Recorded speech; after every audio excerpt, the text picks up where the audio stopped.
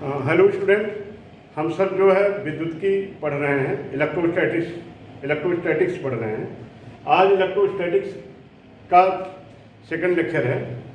इसमें देखिए, इस चैप्टर में कई जगह आता है परावैद्युत पदार्थ। परावैद्युत पदार्थ को डाइइलेक्ट्रिक्स कहते हैं, या इसी को विद्युत रोधी पदार्थ इंसुलेटर्स भी कहा जाता है। इसी से अभी आप देखेंगे परावैद्युतांक निकाला जाएगा। तो पहले आप समझ लें परावैद्युत पदार्थ क्या है। तो परावैद्युत पदार्थ किसे कहेंगे? वह पदार्थ जिनको रगड़कर अर्थात घर्षण के द्वारा आवेशित किया जा सकता है, उसे कहते हैं परावैद्युत पदार्थ। परावैद्युत, वैद्युत से परे यानी वैद्युत के बाहर, यानी जिसमें विद्युत धारा का प्रवाह हो ही नहीं सकता, ऐसे पदार्थों को परावैद्युत पदार्थ कहते हैं। यानी वह पदार्थ जिनको रगड़कर अर्थात घर्षण द्वारा आवेशित किया जाता है, उन्हें कहा जाता है परावैद्युत पदार्थ। इसमें बहुत सारे उदाहरण दिया जाता है, जैसे कांच है, गंधक जिसको आप कहते हैं सल्फर है, कांच है, गंधक है, अंबर है, बेकेलाइट एक प्लास्टिक होती है, बेकेलाइट है, बहुत हार्ड प्लास्टिक होती है, या कोई प्लास्टिक है। इन सब ये ऐसे पदार्थ जिनसे विद्युत धारा का प्रवाह नहीं हो सकता। लाख होता है, एबोनाइट, ये सब एग्जाम्पल बुक में बहुत सारे दिए गए हैं। एबोनाइट है और अभ्रक है। अभ्रक के उत्पादन में भारत का प्रथम स्थान है। तो परावैद्युत पदार्थ या वैद्युत रोधी पदार्थ, परावैद्युत, वैद्युत से परे यानी जिसमें विद्युत धारा का प्रवाह ना हो सकता हो, या ऐसे पदार्थ जिनको रगड़ करके आवेशित किया जाता हो, उन्हें कहते हैं परावैद्युत पदार्थ। इनको वैद्युत रोधी पदार्थ भी कहते हैं, इंसुलेटर्स। तो कौन कौन उदाहरण दिए जाते हैं? कांच, ग्लास, गंधक, सल्फर, अंबर। सबसे पहले जो आवेश का खोज हुआ था, इलेक्ट्रिसिटी की खोज हुई थी, अंबर को ही फर से रगड़ा गया था, और अंबर को कहा जाता है इलेक्ट्रॉन। बेकेलाइट एक प्लास्टिक होती है, या नॉर्मल प्लास्टिक कोई भी हो, पीवीसी वगैरह, ये सब जो है परावैद्युत पदार्थ। लाख, एबोनाइट, अभ्रक, ये सब परावैद्युत पदार्थ। इसको बताने का उद्देश्य ये है कि इस चैप्टर में बार बार परावैद्युत पदार्थ आएगा, और परावैद्युत पदार्थ कभी देखेंगे एक कांस्टेंट इसके लिए निकाला जाता है, परावैद्युतांक। और परावैद्युतांक का जो मान होता है परावैद्युत पदार्थ के लिए, वो 1 से ज़्यादा होता है। ये सब अभी हम आगे पढ़ेंगे। तो परावैद्युत पदार्थ आप सब समझ गए होंगे, ऐसे पदार्थ जिनको रगड़ कर या घर्षण द्वारा ही आवेशित किया जाता है, उन्हें कहा जाता है परावैद्युत पदार्थ। इसके बाद आता है आवेश के गुण। आवेश के गुण, इसमें बहुत सारे गुण हैं। पहला तो हम सब पढ़ेंगे आकर्षण और प्रतिकर्षण का गुण, अट्रैक्शन और रिपल्सन का गुण। आपको बताया गया है कि अगर किसी वस्तु के परमाणुओं पर उसकी सामान्य अवस्था से इलेक्ट्रॉन कम है या अधिक है, तो उस पर आवेश आता है। और 2 तरह का आवेश होता है। अगर इलेक्ट्रॉन की कमी होती है सामान्य अवस्था से, तो धनावेश आता है, और अगर इलेक्ट्रॉन की अधिकता हो जाती है तो ऋणावेश आता है।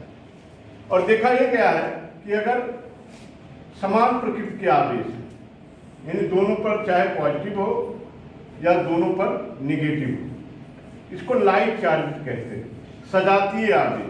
जैसे इस पर एक प्लस हो और इस पर भी प्लस हो, इनके बीच में जो लगेगा रिपल्सन लगेगा, प्रतिकर्षण लगेगा, और इस पर नेगेटिव हो और इस पर भी नेगेटिव हो, इनके बीच में भी जो लगेगा रिपल्सन लगेगा। और ये जो समान प्रकार के आवेश, इनको कहा जाता है सजातीय आवेश या लाइक चार्जेस। तो आप लिख सकते हैं कि जो समान प्रकृति के आवेश होते हैं, उनके बीच में प्रतिकर्षण लगता है, ये एक दूसरे को रिपेल करते हैं, एक दूसरे को दूर हटाते हैं। लेकिन अगर विपरीत प्रकृति का आवेश हो, अगर आपसे कहा जाए इनके बीच में क्या लगेगा, विजातीय आवेश है, इनके बीच में लगेगा आकर्षण। तो आप कह सकते हैं समान प्रकृति के जो आवेश है, यानी सजातीय आवेश है, वो एक दूसरे को प्रतिकर्षित करते हैं।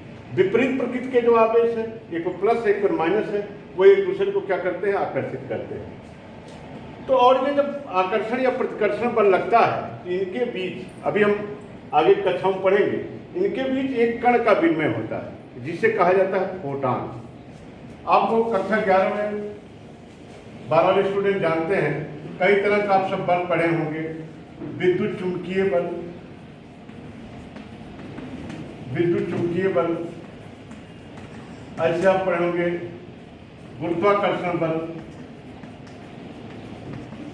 गुरुत्वाकर्षण बल, नाभिकीय बल, ये सबसे प्रबलतम बल होता है नाभिकीय बल, और अन्यों क्रिया का सबसे दुर्बलतम बल होता है गुरुत्वाकर्षण बल। ऐसे दुर्बल बल, और जब ये बल लगते हैं तो कणों के बीच कोई न कोई कण का विनिमय होता है, एक्सचेंज होता है। तो हम ये कह रहे थे जो विद्युत बल होता है या जो विद्युत चुंबकीय बल होता है जो आवेशों के बीच लगता है, इसमें फोटान का विनिमय होता है।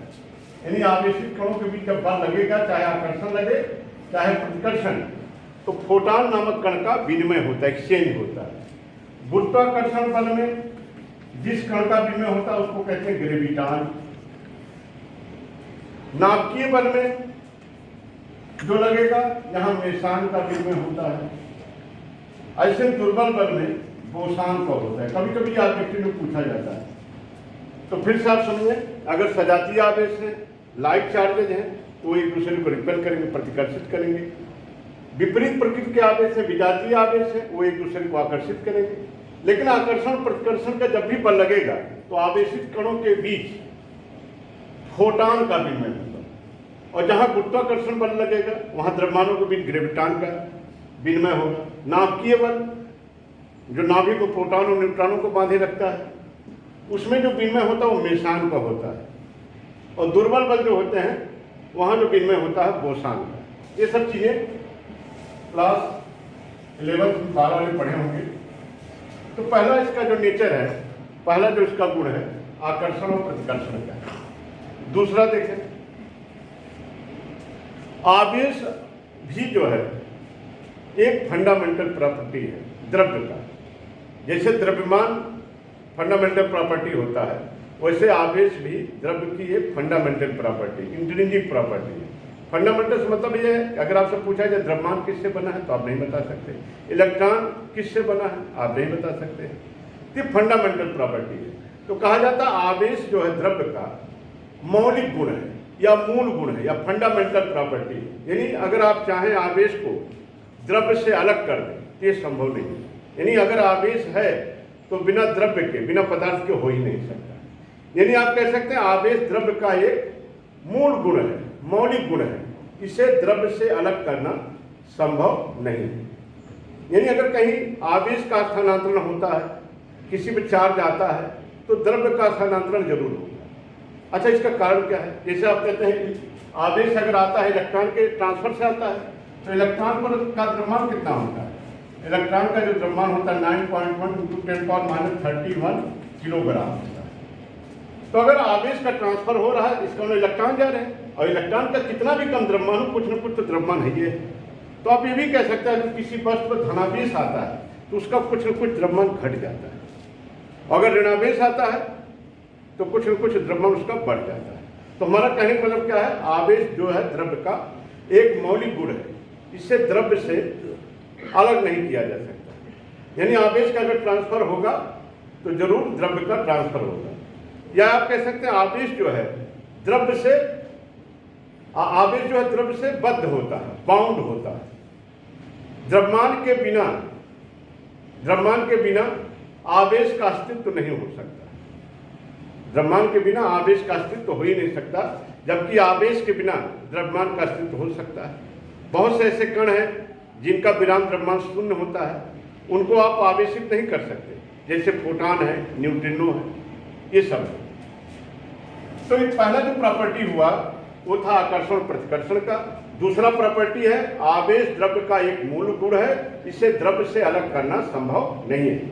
या आप कह सकते हैं आवेश सदैव द्रव्यमान से बंधा रहता है, अर्थात द्रव्यमान के बिना आवेश का अस्तित्व नहीं हो सकता, जबकि आवेश के बिना द्रव्यमान का अस्तित्व हो सकता है। और जिन कणों का विराम द्रव्यमान शून्य होता है उनको आप आवेशित भी नहीं कर सकते हैं, जैसे फोटॉन है, न्यूट्रिनो है, ये सब है। जैसा हम ये कहें कि जैसे मछली है, मछली बिना पानी के जीवित नहीं रह सकती, लेकिन बहुत से ऐसे पानी हैं जिसमें मछली नहीं होती है। तो ऐसा ये कह सकते हैं, अगर आवेश है तो आवेश होने के लिए उसमें द्रव्य यानी पदार्थ का होना जरूरी है।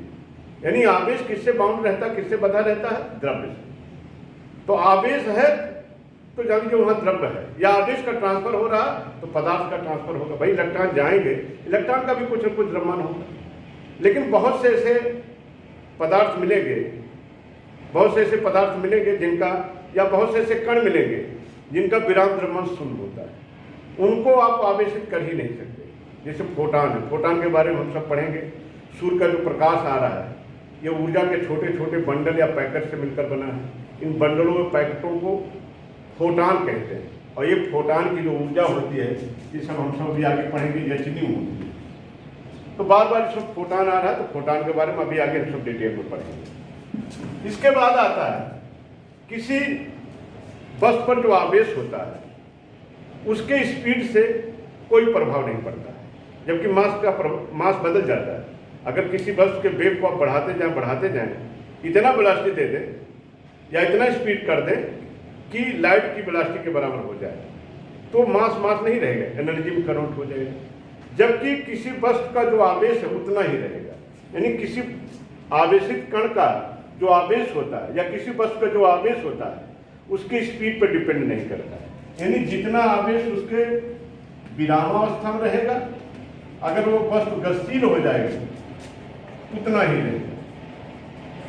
क्या कह सकते हैं, किसी आवेशित वस्तु के आवेश पर उसकी चाल का कोई प्रभाव नहीं पड़ेगा। जितना विरामावस्था में आवेश रहेगा, अगर वो वस्तु गतिशील रह जाएगी, आवेश की मात्रा पर उतनी ही रहेगी, कोई बदलाव नहीं रहेगा। इसके बाद अगली प्रॉपर्टी कह सकते हैं, आवेश जो है एक व्युत्पन्न राशि है, जबकि विद्युत धारा जो मूल राशि है, आप कक्षा 11 में 7 मूल राशि जब पढ़ते थे, विद्युत धारा मूल राशि है, जबकि आवेश कैसी है? व्युत्पन्न राशि है, और स्केलर क्वांटिटी अदिश राशि है। यानी इसको दर्शाने के लिए कोई परिमाण की जरूरत पड़ेगी, दिशा की कोई जरूरत नहीं पड़ेगी। और ये सारी मात्रक अंतरराष्ट्रीय प्रणाली में इसका जो मात्रक होता है वो कूलाम होता है, कूलाम। और कूलाम को जो दर्शाया जाता है ऐसे कैपिटल सी से। यहाँ जो आप पढ़ते थे सी फॉर कैट, ये फिजिक्स में सी फॉर कैट है, कंप्यूटर नहीं होगा, यहाँ कैपिटल सी जो होगा कूलाम के लिए होगा। और ये फार्मूला आप पढ़े हैं कक्षा 10 में, I = Q/T। विद्युत धारा जो होती है नेट आवेश बटा समय, एकांक समय में किसी चालक में प्रवाहित आवेश ही विद्युत धारा कहलाती है, या आवेश प्रवाह की दर को विद्युत धारा कहते हैं। यहां से अगर आप देखें Q = IT, तो इस Q का जो बीनीय सूत्र होगा, आवेश का जो बीनीय सूत्र होगा, आवेश का बीनीय सूत्र आप लिख सकते हैं, ये हो जाएगी I है विद्युत धारा। विद्युत धारा को किस में नापते हैं? एम्पियर में। एक की टाइम है, इसको कैपिटल। तो इसका बीनीय सूत्र आप कह सकते हैं 80 है। तो सारी बात समझ में, आवेश मूल राशि नहीं है, जबकि विद्युत धारा मूल राशि है, ये व्युत्पन्न राशि है, और ये अदिश राशि है। इसको दर्शाने के लिए केवल परिमाण की, जैसे हम लिख देंगे 10 कूलाम, तो इसमें दिशा लिखने की जरूरत नहीं है, केवल परिमाण से ही काम चल जाए। परिमाण माने आंतरिक मान और मात्रक का गुणनफल, और इसका जो साई मात्रक होता है कूलाम होता है। वैसे हम आगे भी बात बताएंगे, आवेश के और भी बहुत सारे मात्रक हैं। आवेश का सबसे छोटा जो मात्रक होता है फ्रैंकलिन होता है, और सबसे बड़ा जो मात्रक होता है वो फैराडे होता है। लेकिन एसआई मात्रक जो होता है अंतरराष्ट्रीय प्रणाली में, इंटरनेशनल सिस्टम ऑफ यूनिट में, इसका जो मात्रक होता है वो कूलाम होता है। आप पढ़े हैं विद्युत धारा बराबर कुल प्रवाहित नेट आवेश बटा समय, यानी किसी चालक में एकांक समय में प्रवाहित नेट आवेश या आवेश प्रवाह की दर को विद्युत धारा कहते हैं। यहाँ से देखिए Q = IT, तो इससे आप आवेश का बीनीय सूत्र निकालेंगे तो क्या बन जाएगा? 80। तो फिर से एक बार डिवाइड कर दें, द्रव्यमान की भांति आवेश जो है द्रव्य का मौलिक गुण है, और आवेश, इसे आवेश को अगर आप चाहें द्रव्य से अलग कर दें तो ये संभव नहीं है। आवेश सदैव जो है द्रव्यमान से बंधा रहता है, अर्थात द्रव्यमान के बिना आवेश का अस्तित्व नहीं हो सकता, जबकि आवेश के बिना द्रव्यमान का अस्तित्व हो सकता है। और जिन कणों का विराम द्रव्यमान शून्य होता है वो आवेशित नहीं किए जा सकते, जैसे प्रोटॉन और न्यूट्रॉनों की बात किया गया। और किसी वस्तु का जो आवेश होता है उसकी स्पीड पर डिपेंड नहीं करता है, जितना आवेश उसका विरामावस्था में रहेगा उतना ही आवेश उसका गतिशील अवस्था में रहेगा। जबकि जो द्रव्यमान होता है वो स्पीड पर डिपेंड करता है। अगर किसी वस्तु के या किसी वस्तु की चाल को अगर आप बढ़ाते जाएं तो उसका जो होगा मास जो होगा डायनेमिक मास, गतिक द्रव्यमान बढ़ता जाएगा। और बढ़ाते बढ़ाते इतना बढ़ा दें कि लाइट की वेलोसिटी के स्पीड से चलने लगे या लाइट की वेलोसिटी से चलने लगे, तो क्या होगा, लाइट की वेलोसिटी के या प्रकाश की चाल का हो चाहे प्रकाश के वेग का हो, क्योंकि प्रकाश सीधी रेखा में चलता है, दोनों वैल्यू इक्वल ही है। तो लाइट की अगर वेलोसिटी से कोई पार्टिकल मूव करे तो मास में नहीं रहेगा, एनर्जी में कन्वर्ट हो जाएगा। और आवेश क्या बताएगा, व्युत्पन्न राशि है, साथ ही साथ अदिश राशि है। इसका SI मात्रक कूलाम होता है। इसका सबसे छोटा मात्रक फ्रैंकलिन, सबसे बड़ा मात्रक फैराडे होता है। इसका बीमिय सूत्र AT है।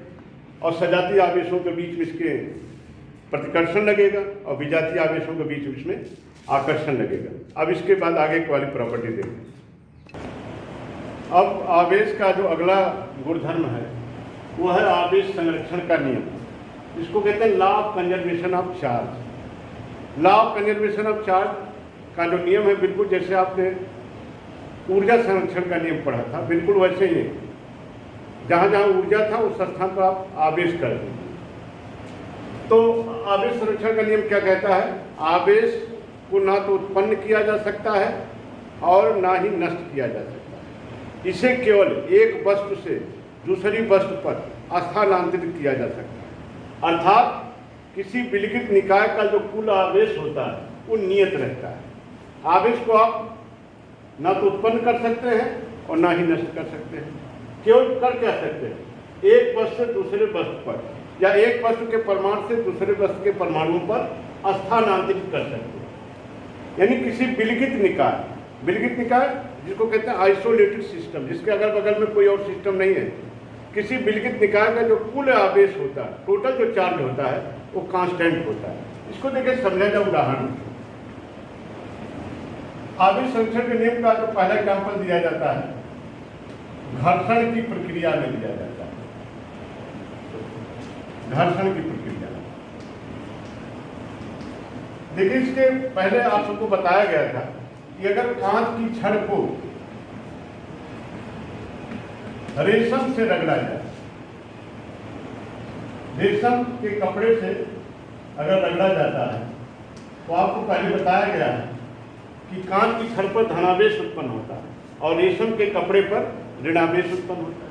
यानी कांच के का जो छड़ है उसमें जो परमाणु है उसके परमाणुओं पर सामान्य अवस्था से इलेक्ट्रॉनों की कमी हो जाती है और रेशम का जो कपड़ा है उसके परमाणुओं पर सामान्य अवस्था से इलेक्ट्रॉनों की अधिकता हो जाती है। यानी कांच की छड़ से इलेक्ट्रॉन किसमें चले जाते हैं, रेशम के कपड़े में चले जाते हैं। तो कांच की छड़ जो हो जाती है धनावेशित हो जाती है और रेशम का जो कपड़ा है वो हो जाता है ऋणावेशित। लेकिन ये देखा गया है इस पर जितना पॉजिटिव चार्ज आएगा इस पर उतना ही निगेटिव चार्ज आएगा। अगर इस पर +2 आया तो इस पर -2 आएगा और दोनों का अगर आप योग करेंगे +2 -2 तो योगफल क्या आएगा, 0 आएगा। यानी पहले भी कोई आवेश नहीं था, जब रगड़ा नहीं गया तो रगड़ने के उपरांत अगर आप दोनों आवेशों का योग करेंगे तो टोटल चार्ज क्या आएगा, 0 आएगा। ऐसे एक उदाहरण और भी दिया जाता था फर और एबोनाइट का। फर और एबोनाइट, फर को अगर एबोनाइट की छड़ से रगड़ें तो देखा गया फर पर जितना धनावेश उत्पन्न होता है एबोनाइट पर उतना ही ऋणावेश उत्पन्न होता है। और लेकिन रगड़ने के उपरांत अगर दोनों आवेशों का योग करें योगफल क्या आएगा, 0। तो घर्षण की प्रक्रिया में आवेश आपको ये लगेगा इस पर पॉजिटिव आ गया इस पर नेगेटिव आ गया, लेकिन देखा जाए जो टोटल चार्ज है टोटल चार्ज अब भी 0। तो आप कह सकते हैं घर्षण की प्रक्रिया में किस नियम का पालन होता है, आवेश संरक्षण के नियम का पालन होता है। कांच की छड़ पर जितना धनावेश उत्पन्न होगा रेशम के कपड़े में उतना ऋणावेश और दोनों का ऐड करेंगे तो 0 ही आएगा। ऐसे फर और एबोनाइट को उदाहरण दिया गया। एक घटना और भी होती है दूसरा एग्जाम्पल आप कह सकते हैं युग्म विनाश। युग्म विनाश, युग्म माने जोड़ा। देखा ये क्या है, अगर इलेक्ट्रॉन और पॉजिट्रॉन, इलेक्ट्रॉन और पॉजिट्रॉन में क्या खासियत होती है, दोनों का मास इक्वल होता है, लेकिन चार्ज इस पर अपोजिट साइन का होता है। इलेक्ट्रॉन पर नेगेटिव चार्ज होता है तो पॉजिट्रॉन पर पॉजिटिव चार्ज होता है। पॉजिट्रॉन, इसकी खोज एंडरसन ने किया। ये युग्म है, किसका युग्म है, किसका जोड़ा है, इलेक्ट्रॉन और पॉजिट्रॉन। अगर इलेक्ट्रॉन और पॉजिट्रॉन एक दूसरे के संपर्क में आ जाए, ये दोनों एक दूसरे का विनाश कर देते हैं। ना इलेक्ट्रॉन इलेक्ट्रॉन ही रहेगा, ना पॉजिट्रॉन पॉजिट्रॉन ही रहेगा। इसलिए नाम रखा गया युग्म। युग्म माने जोड़ा। जोड़े में कौन है, इलेक्ट्रॉन पॉजिट्रॉन। विनाश, एक दूसरे को बर्बाद कर देंगे, एक दूसरे का विनाश कर देंगे। तो यहाँ जो उत्पन्न होती है गामा फोटॉन उत्पन्न होती है, और दो गामा फोटॉन उत्पन्न होते हैं, दो गामा फोटॉन। अच्छा, इसमें देखें, इस पर निगेटिव, इस पर पॉजिटिव। देखा जाए इसका टोटल चार्ज जो है 0। और आप जानते हैं फोटॉन पर भी, गामा फोटॉन पर भी कोई चार्ज नहीं होता है। जब ये दोनों आपस में मिले नहीं थे, या जब मिले दोनों का चार्ज देखिए प्लस और माइनस से भी 0 हो गया। और जब संपर्क में आने के बाद जो फोटॉन बना उस पर भी टोटल चार्ज क्या है, 0। इसलिए आप कह सकते हैं इसमें आवेश क्या है, संरक्षित है। तो युग्म विनाश की घटना किसे कहेंगे, जब इलेक्ट्रॉन और पॉजिट्रॉन एक दूसरे के संपर्क में आएंगे तो ये दोनों एक दूसरे का विनाश कर देंगे, तो दो गामा फोटॉन बनेगा। और इस गामा फोटॉन पर देखा गया इस पर कोई चार्ज नहीं होता है। और इन दोनों का अगर चार्ज आप ऐड करिए, माइनस और प्लस, यहाँ भी 0 और यहाँ भी 0, तो आवेश क्या है, संरक्षित है। अच्छा, इसमें और भी अकाल चीज और भी देख सकते हैं, इलेक्ट्रॉन और पॉजिट्रॉन का कुछ न कुछ मास होगा। और ये गामा फोटॉन क्या है, ये एनर्जी है। विद्युत चुंबकीय तरंग के रूप में आप पढ़े हैं, गामा किरणें निकलती हैं। ये विद्युत चुंबकीय तरंगे, इनको चलने के लिए किसी भी प्रकार के मीडियम की जरूरत नहीं पड़ती है। ये मास है, और ये क्या है, एनर्जी है। तो कक्षा 9 में जो आप पढ़ते थे आइंस्टीन का द्रव्यमान ऊर्जा समीकरण E=mc², देखिए ये बात यहाँ सत्य हो रहा है। यानी द्रव्यमान को किसमें, ऊर्जा में बदला जा सकता है। इलेक्ट्रॉन और पॉजिट्रॉन का कुछ न कुछ मास है, और किसमें कन्वर्ट हो गया, गामा में। यानी द्रव्यमान को आप किसमें बदल सकते हैं, ऊर्जा में। और इसमें ऊर्जा संरक्षण के नियम का भी पालन होगा, द्रव्यमान संरक्षण के भी नियम का पालन होगा, आवेश संरक्षण के नियम का भी पालन होगा। तो अगर आपको संरक्षण के नियम का उदाहरण देना है तो आप युग्म विनाश का उदाहरण दे सकते हैं। संवेग संरक्षण के नियम का भी पालन होता है, मास भी इसमें कंजर्व रहता है, चार्ज भी कंजर्व रहता है, मास को एनर्जी में बदलने का ये समीकरण है। तो बहुत जगह पर इस एग्जाम्पल को आप दे सकते हैं। ये दूसरा एग्जाम्पल, इसी का बिल्कुल रिवर्स शेप होता है। तीसरा उदाहरण आप दे सकते हैं, युग्म उत्पादन। युग्म उत्पादन, आपके पास विनाश नहीं है, युग्म उत्पादन। देखा यह गया है कि अगर गामा फोटॉन, जिसकी एनर्जी कम से कम 1.02 मिलियन इलेक्ट्रॉन वोल्ट, मिलियन माने 10⁶ इलेक्ट्रॉन वोल्ट, और 1 इलेक्ट्रॉन वोल्ट आप जानते हैं होता है 1.6 × 10⁻⁹ जूल होता है। अगर गामा फोटॉन की एनर्जी 1.02 मिलियन इलेक्ट्रॉन वोल्ट, यानी आप कह सकते हैं 1.02 10⁶ इलेक्ट्रॉन वोल्ट। अगर आपको इसको जूल में कन्वर्ट करना है, 1.02 × 10⁶, और 1 इलेक्ट्रॉन वोल्ट के स्थान पर आप रख सकते हैं 1.6 × 10⁻⁴ जूल। अगर गामा फोटॉन की एनर्जी 1.02 मिलियन इलेक्ट्रॉन वोल्ट या इससे ज़्यादा है, इसको किसी धातु की सतह पर गिराया जाए तो धातुओं में जो परमाणु होंगे उन परमाणुओं के नानकों द्वारा इस फोटॉन का अवशोषण कर लिया जाएगा। अवशोषण करने के बाद देखा गया है कि एक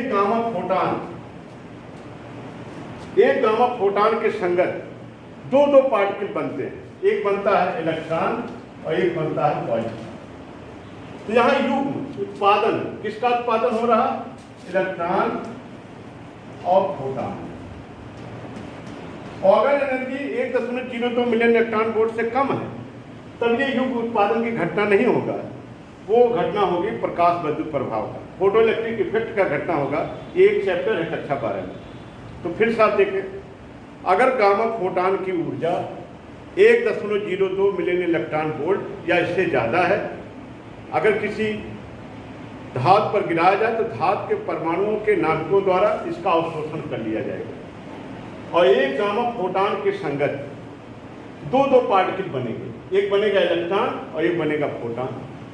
और यहाँ पर भी अगर देखें, गामा फोटान जो होता है इस पर आवेश 0 होता है, इस पर चार्ज 0 है, और इलेक्ट्रॉन और पॉजिट्रॉन, ये फोटान नहीं बल्कि पॉजिट्रॉन, देखिए थोड़ा गलती हो गया, ये पॉजिट्रॉन, ये गामा फोटान।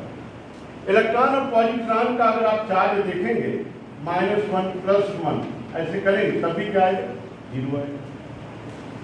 तो युग्म उत्पादन की घटना में भी देखें गामा फोटान का आवेश 0 है और इससे जो इलेक्ट्रॉन और पॉजिट्रॉन बना इनका भी टोटल चार्ज क्या है, 0 है। तो आवेश उत्पन्न नहीं हो रहा, आवेश का केवल क्या हो रहा है, स्थानांतरण हो रहा है। तो 2-3 एग्जाम्पल आपने देखा, घर्षण की प्रक्रिया में, युग्म उत्पादन की प्रक्रिया में और युग्म विनाश की प्रक्रिया में। एक और भी दिया जाता है नाभिकीय अपक्रिया में। नाभिकीय अपक्रिया में या किसी भी रासायनिक अपक्रिया में, किसी भी रासायनिक अपक्रिया में जो अपकारक होते हैं उनका टोटल चार्ज निकाल लीजिए और अपक्रिया के पश्चात जो उत्पाद बनता है उसका टोटल चार्ज निकाल लीजिए, वो इक्वल रहेगा। या न्यूक्लियर रिएक्शन में देखें, जैसे यूरेनियम 92 यूरेनियम 238, इसमें से अगर एक अल्फा कण निकले, अल्फा कण आप जानते हैं हीलियम का नाभिक होता है, हीलियम परमाणु में से अगर 2 इलेक्ट्रॉन निकल जाए, हीलियम कैसे होता है, सिंबल आप करते हैं 2He4, इसमें प्रोटॉन भी 2 हैं, इलेक्ट्रॉन भी 2 हैं और न्यूट्रॉन भी 2। यानी अगर आपसे कहा जाए, कभी कभी अल्फा कण के बारे में पूछा जाए, अल्फा कण क्या है और हीलियम परमाणु क्या है, तो हीलियम संकेत क्या होता है, 2He4। तो प्रोटॉन भी 2 हैं, इलेक्ट्रॉन भी 2 हैं, न्यूट्रॉन भी 2 हैं, सब 2-2। तो देखें इसे नाभिक में, हीलियम परमाणु के नाभिक में से होंगे 2 प्रोटॉन और 2 न्यूट्रॉन, और इसमें एक ही कक्षा होगी, इस कक्षा में होंगे 2 इलेक्ट्रॉन है। ये हीलियम का एटम, अगर इसमें से ये दोनों इलेक्ट्रॉन निकल जाए, ये दोनों इलेक्ट्रॉन आत्म कोष में, यही नाभिक बचेगा। तो जब नाभिक तो बचेगा, इसी को कहेगा अल्फा कण, ऐसे लिखा जाता है। इसी में से अगर 2 इलेक्ट्रॉन निकल जाएगा, इसी पर से डबल चार्ज आ जाएगा, इसी को कहते हैं अल्फा कण। तो कभी कभी पूछ लिया जाता है अल्फा कण पर कितना चार्ज होगा, इलेक्ट्रॉन का जितना चार्ज होता है उसका डबल होगा। तो अल्फा कण किसे कहें, हीलियम परमाणु में से 2 इलेक्ट्रॉन निकलने के बाद जो उसका नाभिक बचता है, जो नाभिक में 2 प्रोटॉन और 2 न्यूट्रॉन है, तो उसी को अल्फा कण कहा जाता है। तो फिर अपने टॉपिक पर आ जाए, नाभिकीय अपक्रिया में भी आवेश संरक्षित रहता है। जैसे उदाहरण में दिया 92 यूरेनियम 238, अगर इसमें से एक अल्फा कण निकल जाए, अल्फा कण मैंने आप जानते हैं 2He4 ऐसे निकलेगा, तो यहाँ जो प्रोडक्ट बनेगा, तो देखिए 92 इसमें से 2 निकल गया, तो यहाँ जो बनेगा उसका एटॉमिक नंबर होगा 90 और परमाणु भार में कितने कमी होगी, 4 की, जहाँ बनेगा 234।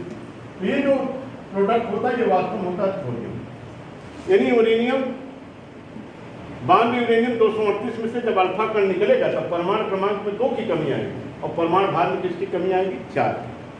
तो अब अगर आप चार्ज देखें, इधर जो है चार्ज 92 है, प्रोटॉन इलेक्ट्रॉन इधर 92 है, और इधर भी अगर आप काउंट करिए 2 + 90 इधर भी 92 है और इधर तो 92 है ये, यानी इसका जो टोटल चार्ज है या प्रोटॉनों और इलेक्ट्रॉनों की जो संख्या है वो क्या रहेगी, इक्वल रहेगी।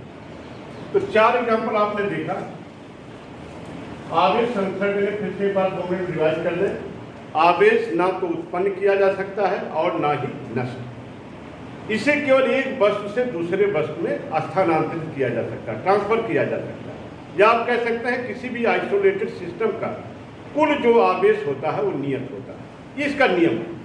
फिर इसमें दिया गया घर्षण की प्रक्रिया में, जब आपने उदाहरण दिया गया कांच की छड़ को रेशम से रगड़ा जाता है, कांच में जितना धनावेश उत्पन्न होता है, रेशम के कपड़े उतना ऋणावेश उत्पन्न होता है। दोनों चार्ज को अगर आप ऐड करें 0 आएगा, और रगड़ने से पहले भी क्या होता, 0 था। ऐसे फर को जब एबोनाइट से रगड़ा जाता है, फर पर जितना धनावेश, एबोनाइट उतना ऋणावेश, टोटल चार्ज जब भी 0। एक उदाहरण दिया गया युग्म विनाश, इलेक्ट्रॉन और पॉजिट्रॉन इलेक्ट्रॉन पर नेगेटिव चार्ज होता है, पॉजिट्रॉन पर पॉजिटिव चार्ज होता है। और इलेक्ट्रॉन और पॉजिट्रॉन अगर एक दूसरे के संपर्क में आ जाएं तो ये दोनों एक दूसरे का विनाश कर देंगे, ना इलेक्ट्रॉन ही रहेगा ना पॉजिट्रॉन ही रहेगा। तो क्या उत्पन्न होता है? Gamma photon. वो भी एक गामा फोटॉन नहीं उत्पन्न होता, दो गामा फोटॉन उत्पन्न होते हैं।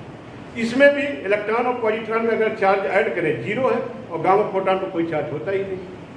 तो जो बना उसका भी चार्ज 0 है, और जो जिनमें जो संपर्क में आया था उनका चार्ज ऐड करेंगे तब भी 0 था। तो आवेश जो है उत्पन्न नहीं हो रहा। और ये घटना है युग्म उत्पादन। युग्म उत्पादन में है कि अगर किसी गामा फोटॉन की एनर्जी 1.02 मिलियन इलेक्ट्रॉन वोल्ट या इससे ज़्यादा है तब तो युग्म उत्पादन होगा। लेकिन अगर गामा फोटॉन की एनर्जी 1.02 मिलियन इलेक्ट्रॉन वोल्ट से भी कम है तब युग्म उत्पादन नहीं होगा। फिर वो घटना होगी प्रकाश रज्जु प्रभाव, फोटो इलेक्ट्रिक इफेक्ट की ये घटना होगी। ये इंटर में एक चैप्टर में पढ़ाया जाएगा। तो आप कह सकते हैं अगर किसी गामा फोटॉन की एनर्जी 1.02 मिलियन इलेक्ट्रॉन वोल्ट या इससे ज़्यादा है, अगर ये किसी परमाणु के नाभिक द्वारा अगर अवशोषित कर लिया जाए तो उससे दो कण बनेंगे, एक बनेगा इलेक्ट्रॉन और एक बनेगा पॉजिट्रॉन। युग्म उत्पादन, जोड़े में उत्पादन होगा किसका? इलेक्ट्रॉन और पॉजिट्रॉन का। इस तरह से ये हुआ आवेश संरक्षण का नियम। अब इसके बाद अगला नियम देखें। अब देखें आवेश का जो अगला गुण है उसे हम सब कहते हैं मूल आवेश, एलिमेंट्री चार्ज या फंडामेंटल चार्ज, या इसी को इलेक्ट्रॉनिक आवेश या इलेक्ट्रॉनिक चार्ज भी कहा जाता है। देखिए मूल आवेश या इलेक्ट्रॉनिक आवेश क्या है? ये देखा गया किसी कण या किसी पिंड पर जो आवेश आता है वो 1 इलेक्ट्रॉन से कम का आवेश नहीं आता। यानी किसी वस्तु या कण पर या किसी पिंड या कण पर 1 इलेक्ट्रॉन से कम का आवेश संभव ही नहीं। यानी अगर उस पर चार्ज आएगा तो कम से कम 1 इलेक्ट्रॉन का जितना चार्ज होता है, यानी -1.6×10⁻⁻19, इससे कम परिमाण का चार्ज हो ही नहीं सकता। इसलिए 1 इलेक्ट्रॉन पर स्थित जो आवेश होता है उसी आवेश को हम सब कहते हैं इलेक्ट्रॉनिक आवेश या मूल आवेश। और इसे दर्शाया जाता है स्मॉल ई से, और स्मॉल ई की वैल्यू हम सब जानते हैं -1/6×10⁻⁻19 कूलम के सिंबल सी।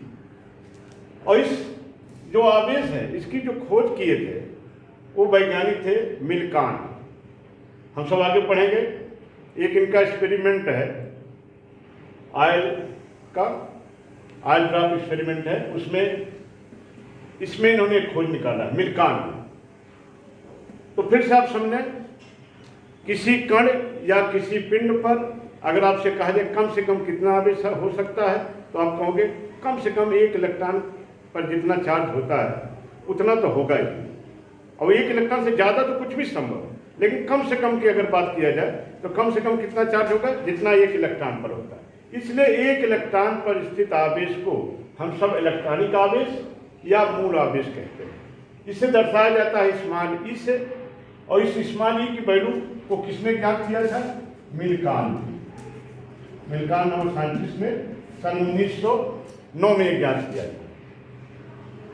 अच्छा, इसके बाद भी कुछ ऐसे केवल खोजे गए हैं जिस पर इसका जो चार्ज होता है इससे कम का भी संभव है। एक वैज्ञानिक हैं गैलमान, इन्होंने कण खोजा है क्वार्क पर जो चार्ज होता है +2/3e या +1/3e या -1/3, ऐसा भी हो सकता है, लेकिन इनकी अभी प्रायोगिक पुष्टि नहीं हो पाई है।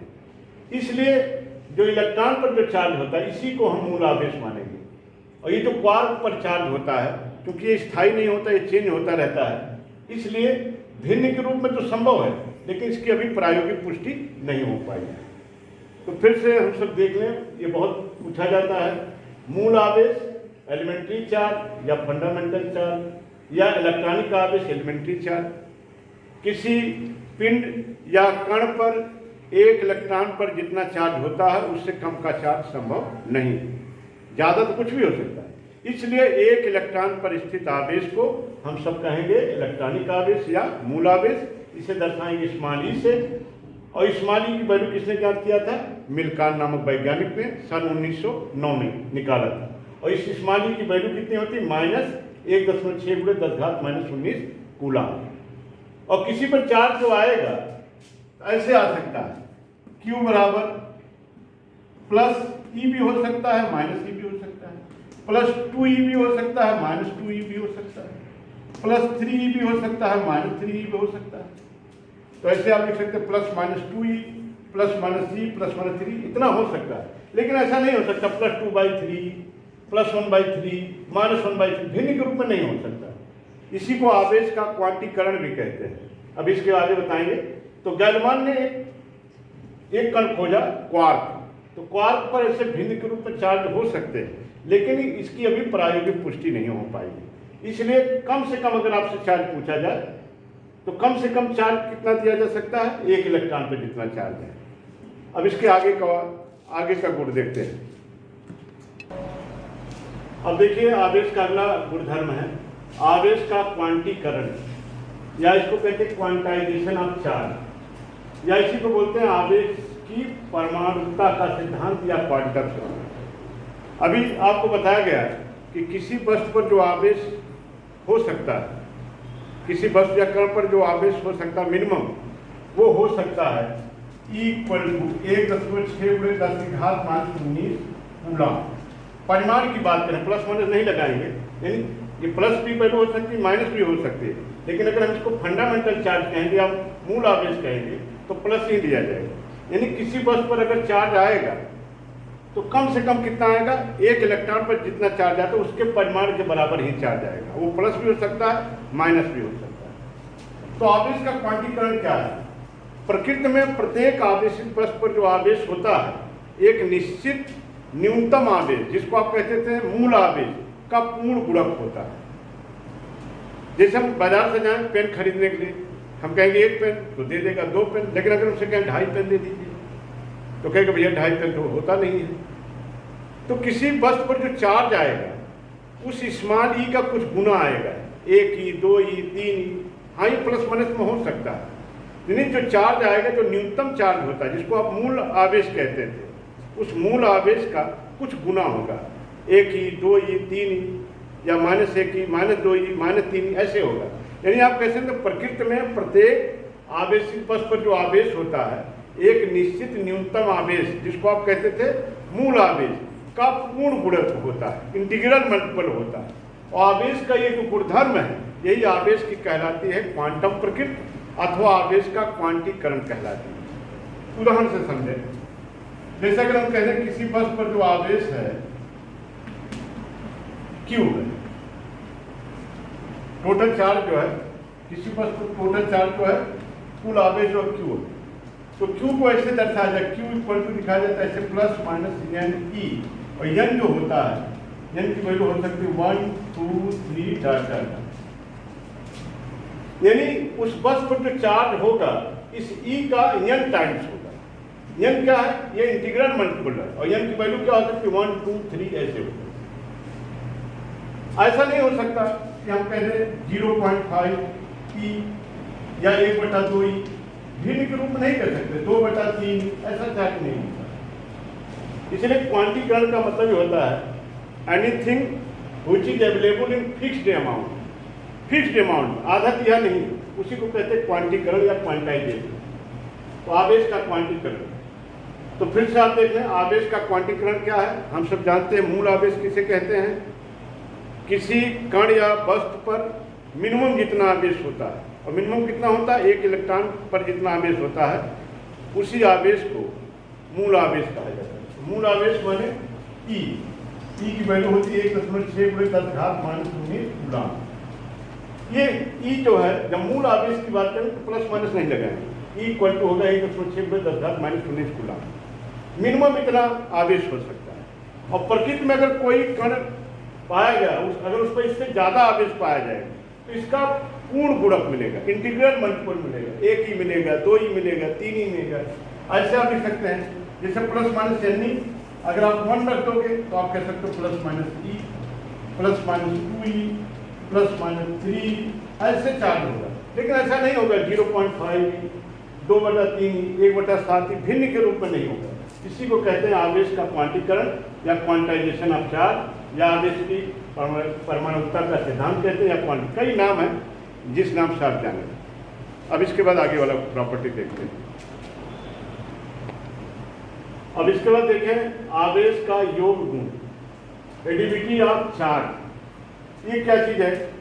ये नियम बताता है कि किसी निकाय का जो टोटल चार्ज होता है, यानी जो कुल आवेश होता है, उस निकाय की रचना करने वाले या उस निकाय में उपस्थित विभिन्न कणों के आवेशों के बीजगणितीय योग के बराबर होता है। जैसे कोई एक सिस्टम है, मान लीजिए इसमें कई चार्ज हैं, +Q1 -Q2 -Q3 +Q4 ऐसे डॉट डॉट +Qn। ये कुछ सिस्टम है, इसमें बहुत सारे पार्टिकल हैं, उन सभी पार्टिकल पर चार्ज है, पहले पर Q1, इस पर Q2 -Q2 -Q3 +Q4 +Qn। तो इस सिस्टम का जो टोटल चार्ज होगा, इस निकाय में जितने भी कण हैं उन सभी कणों पर जो चार्ज है उन चार्ज के अलजेब्रिक सम के बराबर होगा, बीजगणितीय योग के बराबर होगा। तो आप कह सकते हैं किसी निकाय पर उपस्थित कुल आवेश उस निकाय में विद्यमान सभी कणों के आवेशों के बीजगणितीय योग के बराबर होता है। बीजगणितीय माने जैसा प्लस माइनस है वैसा आप जोड़ लीजिए। मान लें टोटल चार्ज मान लें Q, कैपिटल Q, तो कितना आ जाएगा? +Q1 -Q2 -Q3 +Q4 plus dot dot dot +Q। ये है, यानी किसी निकाय का कुल चार्ज जो होगा उस निकाय में विद्यमान सभी कणों के आवेशों के बीजगणितीय योग के बराबर होगा। बीजगणितीय योग माने आपको प्लस माइनस चिन्ह का ध्यान रखना है। देखो इसको, इस पर कभी कभी न्यूमेरिकल भी पूछा जाता है, जरा इसको देख लें। जैसे कोई सिस्टम है, मान लीजिए इसमें 3 कण ले लें, एक कण ये है, एक कण ये है, एक कण ये है। अगर हम इस पर ले लें, पहले वाले कण पर हमारे +3 कूलम का चार्ज, ये जो दूसरा पार्टिकल है इस पर ले लें +1 कूलम का चार्ज, और जो तीसरा पार्टिकल है इस पर ले लें -2 कूलम का। ऐसे बहुत सारे पार्टिकल हैं, लेकिन 3 पार्टिकल को दिखाया जाता है, दिखाया जा रहा है। इस पर जो चार्ज है 3 कूलम, दूसरे वाले पार्टिकल +1 कूलम और इस पर -2 कूलम, और फिर इसको ऐसे ऐसे को मिलाया गया, यानी इसमें कुल मिलाकर फ्रिक्शन कराया गया, किसी तरह से इनके चार्ज को ट्रांसफर किया गया, चाहे जैसे भी से चार्ज को ट्रांसफर किया जाए, इन पार्टिकल में आपस में चार्ज को ट्रांसफर किया गया, इसका चार्ज कुछ इसमें, इसका चार्ज कुछ इसमें, ऐसे ऐसे हुआ। लेकिन अगर आप देखें जो टोटल चार्ज रहेगा उतना ही आएगा। अभी अगर आपसे पूछा जाए टोटल चार्ज कितना है, 3 1 4 +4 कूलम और -2, एक टोटल चार्ज जो है इस पूरे निकाय पर +2 कूलम का। लेकिन जब आपने इसमें कुछ इधर उधर से चार्ज का ट्रांसफर कर दिया किसी तरीके से, मान लीजिए जो पहला पार्टिकल है इस पर आ गया +2 कूलम का चार्ज और इस पर आ गया +3 कूलम का चार्ज, तो आपसे पूछा जाएगा कि इस पर कितना चार्ज। सिस्टम वही है, इस पर 3 कूलम, इस पर 1 कूलम, इस पर -2 कूलम, और इस पर चार्ज इधर उधर ट्रांसफर हो गया, लेकिन टोटल चार्ज तो कंजर्व भी रहेगा। इस पर +2 कूलम है, इस पर +3 कूलम है, तो आपसे पूछेंगे इस वाले पार्टिकल पर कितना चार्ज है। तो देखिए शुरुआत में कितना चार्ज था, आप जरा देख लें। जैसे आप कहेंगे Q1 + Q2 + Q3 equal to, आप कह सकते हैं Q1 dash + Q2 dash + Q3 dash. तो Q1 कितना है? 3 coulomb, Q2 1 coulomb, Q3 -2 coulomb, ऐसे हल कर लीजिए। Q1 डैश कितना हो गया? इस पर 2 कूलम हो गया। Q2 डैश कितना हो गया? 3 कूलम हो गया। और आपसे पूछा जा रहा है Q3 डैश की वैल्यू बता दीजिए। तो देखो कैसे हल करोगे, तो आ जाएगा 3 1 4, 4 में से 2 गया 2, ये हो जाएगा 2। इधर कितना हो गया? 3 2 5, 5 प्लस Q3 डैश, तो Q3 डैश कितना आ जाएगा? पक्षांतर कर दीजिए, 2 - 5 आ जाएगा -3 कूलम। इस पर आंसर आ जाएगा -3 कूलम। 3 2 5, 3 1 4, 4 में से 2 गया 2, इधर 5, इधर आ जाएगा -3 कूलम। अच्छा जरा चेक करिए, इन तीनों का सम करिए तो देखिए कितना आएगा। 3 कूलम 1 कूलम, 4 4 में से 2 गया, इस पर टोटल चार्ज है 2 कूलम। और यहाँ जरा देखो 3 2 5, 5 कूलम ये हुआ, और इसकी वैल्यू कितनी आई? -3, तो आप कहोगे +5 -3, यहाँ भी आ जाएगा 2 कूलम। तो जो टोटल चार्ज है, टोटल चार्ज कैसे आएगा? इसमें जितने भी पार्टिकल हैं उन सभी पार्टिकल पर जो चार्ज है उसके बीजगणितीय योग के बराबर है। इसी को कहते हैं आवेश का योग गुण या एडिविटी ऑफ चार्ज। इसके बाद आता है, ऐसे बहुत सारे आवेश के गुण हैं, लेकिन इसमें एक चीज़ और भी है। जैसे हम सब केमिस्ट्री में पढ़ते हैं कि परमाणु की संरचना 3 मूल कणों, इलेक्ट्रॉन, प्रोटॉन, न्यूट्रॉन, मुख्य रूप से 3 मूल कणों से हुई है। लेकिन कभी कभी पूछा जाता है कि भाई ये मूल कण किससे बने? मूल कण को तो बनाने वाला कोई होगा। तो मूल कण को बनाने के लिए जो खोजा गया है गैलमान के अनुसार, वो पार्टिकल है क्वार्क। क्वार्क किसकी रचना करते हैं? मूल कणों, यानी प्रोटॉनों और न्यूट्रॉनों, इन सब की जो रचना हुई है किससे हुई है? क्वार्क से। अच्छा, क्वार्क के बारे में अभी हम सब पढ़ेंगे। कई टाइप के, 6 प्रकार के होते हैं, 6 प्रकार के क्वार्क होते हैं। एक होता है अप क्वार्क, चाहे अप क्वार्क कहिए चाहे अप टाइप क्वार्क कहिए। दूसरा होता है down quark, down, up type quark, down type quark. ऐसे ही तीसरा होता है स्ट्रेन क्वार्क। और ये जो अप क्वार्क है, इसमें 2 और भी होते हैं। मुख्य रूप से यही 3 है, up quark, down quark, strain quark. एक होता है बॉटम क्वार्क, और एक होता है चार्ल क्वार्क, एक होता है टॉप क्वार्क। कुल मिलाकर आप कह सकते हैं 6 प्रकार के क्वार्क होते हैं। लेकिन ये जो अप क्वार्क है, इसी में इन दोनों को मान लिया जाता है। अप टाइप क्वार्क में इन तीनों को मान लिया जाता है कि अगर आपसे कहा जाए अप टाइप क्वार्क क्या है, तो आप कहिए चार्ल क्वार्क, और टॉप क्वार्क ये अप टाइप क्वार्क, और एक होगा डाउन क्वार्क, एक होगा स्ट्रेन। तो मुख्य रूप से हम सब जो अध्ययन करेंगे इन दोनों को हटा देते हैं। जो अप टाइप क्वार्क है, इसी में आ जाता है चार्ल क्वार्क और इसी में आ जाता है टॉप क्वार्क। तो एक क्वार्क हो गया अप टाइप क्वार्क, एक हो गया डाउन टाइप क्वार्क, एक होगा स्ट्रेन क्वार्क। ये बॉटम क्वार्क को कहलाते हैं। तो केवल इन्हीं 3 से की हम चर्चा करेंगे, अप टाइप, डाउन और स्ट्रेन क्वार्क। जरा आप इसको समझिए। अप टाइप का जो क्वार्क होता है, इसको U से दिखाते हैं। इस पर जो चार्ज होता है +2/3E। हम भी आपको बताए थे कि क्वार्क पर भिन्न के रूप में भी चार्ज हो सकता है। और डाउन जो क्वार्क होता है D, इस पर होता है -1/3E। और भी स्ट्रेन क्वार्क होता है, इस पर भी चार्ज कितने होता है? -1/3। तो फिर से देखें, अप टाइप क्वार्क पर +2/3, डाउन क्वार्क पर -1/3 और स्ट्रेन क्वार्क पर -1/3। इसको भी हटाते हैं। अब बचे केवल 2, अप क्वार्क और डाउन क्वार्क। अब इन्हीं से प्रोटॉन और न्यूट्रॉन बने। इसको आप देखा जाए, अगर आपसे पूछा जाए कितने अप कितने डाउन मिलकर के प्रोटॉन बनाते हैं और कितने न्यूट्रॉन बनाते हैं, तो देखा ये क्या है, जो प्रोटॉन बनता है ये बनता है UUD। आप ऐसे कह सकते हैं 2U+D, यानी 2 अप टाइप क्वार्क और एक डाउन टाइप क्वार्क आपस में मिल करके बनाते हैं एक प्रोटॉन। आप चेक भी कर सकते हैं। 2 अप टाइप क्वार्क में कितना चार्ज है? +2/3E।